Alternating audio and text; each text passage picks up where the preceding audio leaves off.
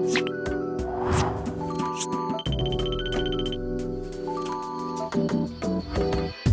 my name is Assemblyman Alex Sauickie from Legislative District 12. I'm here today to react to Governor Murphy's 2025 State of the State speech. A lot of us were here last week to listen to it, and we have a few things to say. I am honored to report that the state of New Jersey is strong, ascendant, and ready for our greatest chapter yet. Well, first off, define strong. We have a $4 billion structural deficit going on in our state right now. Seniors can barely pay their bills. Utility bills are through the roof. Housing costs are through the roof. Homelessness is up exponentially in all counties. So to say our state is strong is probably a gross overstatement.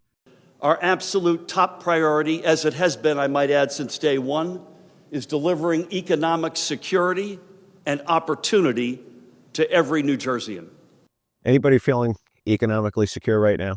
If you're living in southern New Jersey, your bills in some cases have doubled. A four-bedroom home where the bill was already $400 for your electric bill was $800 this summer. So to say economically secure, I don't think people are feeling that right now. So with 12 months to go in our administration, I know some may think this would be the time to kick back, relax, pat ourselves on the back for a job well done. Nobody thinks that. We have collectively provided more property tax relief to the people of New Jersey than any administration in our history. I think what the governor meant to say there was he's provided more property taxes than any other governor in history. Now, there are a lot of programs that both sides of the House have supported for property tax relief. We have yet to see if they actually will happen. Stay NJ, as an example, is something that's out there right now.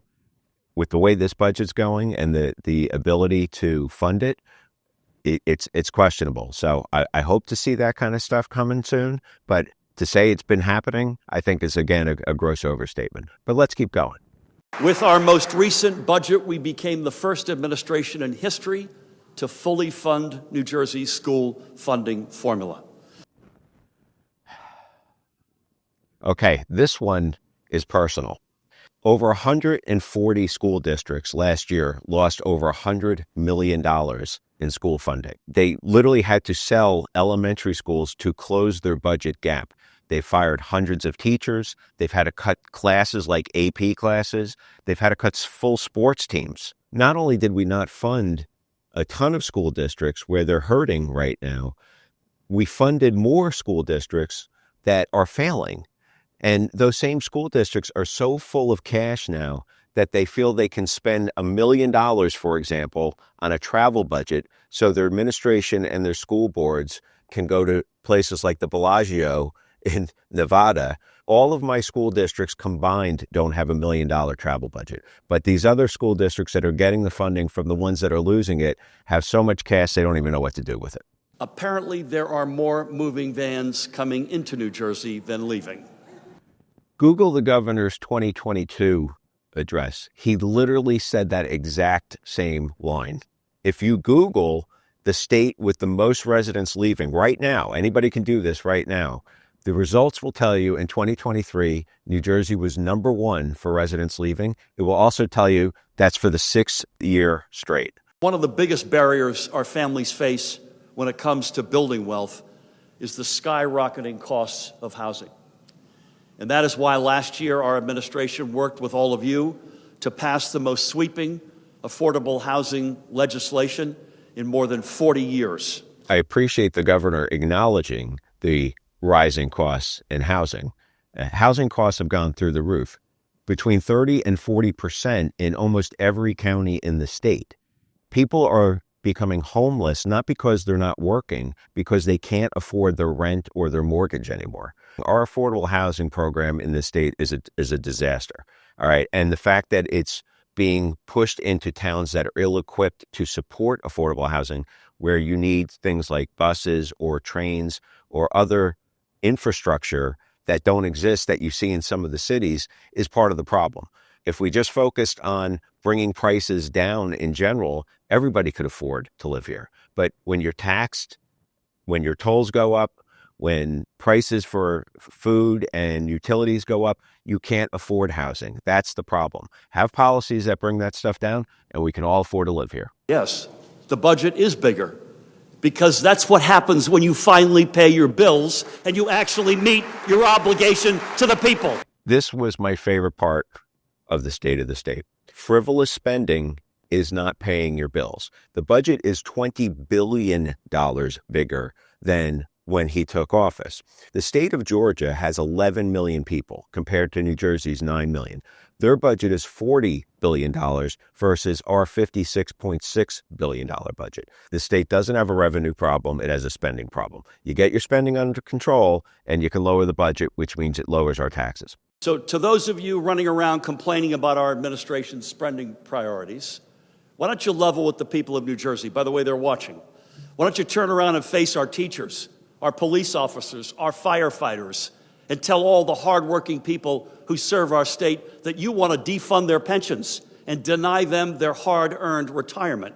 Nobody wants to defund police or any other public employee's pension fund. The governor has had almost 8 years to reinstate the cost of living adjustments for police and fire employees, retirees, for example. He hasn't done it. We're trying to take care of those folks. He's trying to scare people into thinking otherwise, and that's just not the case. When it comes to protecting fundamental rights, I will not give an inch.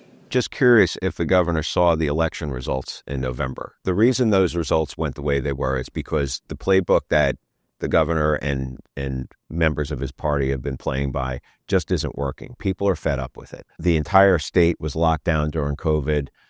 We had life lost in our veteran nursing homes. What about their fundamental rights? I'm calling on the legislature to codify our clean energy standard into law. The clean energy standard, from the governor's point of view, means putting windmills off the coast of New Jersey. He has tried it numerous times, and it's failed numerous times at this point. That doesn't mean alternative sources of energy is a bad idea, but the way this governor is executing on it is. And the reason everybody has higher electric bills right now is because the governor took energy out of the mix, and we have a demand that's much higher than we can produce energy. So now we're buying energy out of state. And the irony is we're buying that energy from coal-producing energy facilities in the state of Pennsylvania. So while the governor touts a clean energy policy, because he's taken energy offline and has not replaced it with things like wind or other sources of energy, we now have to buy our energy out of state, and we buy it from coal-producing plants. Additionally, today, I'm also reiterating my support to expand voting rights in local school board elections to 16 and 17-year-olds. I have a 16-year-old. I love him. He's not ready to vote. Why do we need 16 and 17-year-olds who don't pay taxes, some of whom don't even have jobs yet, vote in school board elections? This is nothing but a ploy to get more voters for the Democratic Party. That's what's going on here. We're from Jersey, baby. We never slow down. And together we're going to run through the tape. He's not from New Jersey. Thanks for joining me today. I hope you got something out of it. I think what we learned from this is that we're very disconnected in terms of the opinions on where this state is going. A lot of us think we need to cut property taxes, lower your utility bills, lower your housing costs, make New Jersey a lot more affordable than it is today. We didn't really hear that from the governor, but I can tell you there's a lot of us that are trying to do exactly that. So we'll keep fighting for you, and look for us again. Thanks.